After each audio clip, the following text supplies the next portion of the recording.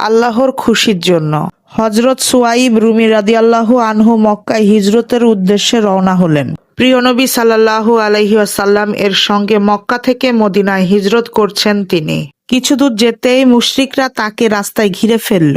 তিনি সোয়ারি থেকে নেমে তাদের উদ্দেশ্যে বললেন, দেখো, তোমরা জানো যে আমার তীর সহজে মিস হয় না, তাই আমার একটা তীর বাকি থাকতেও তোমরা আমার কাছে ভিড়তে পারবে না। তীর শেষ হয়ে গেলে তলোয়ার চালাবো। তোমরা যদি দুনিয়াবি স্বার্থ চাও তাহলে মক্কায় ফেলে আসা আমার বিপুল সম্পদের খোঁজ দিয়ে দিচ্ছি, তোমরা সেগুলো নিয়ে নাও। তবুও তোমরা আমার পথ ছেড়ে দাও। তখন তারা পথ ছেড়ে দিল। সুয়াইব রুমি মদিনায় গিয়ে নবীজির কাছে এই ঘটনা বললেন। নবীজি শুনে তার প্রশংসা করে বললেন, আবু ইয়াহিয়া, তোমার ব্যবসা লাভজনক হয়েছে।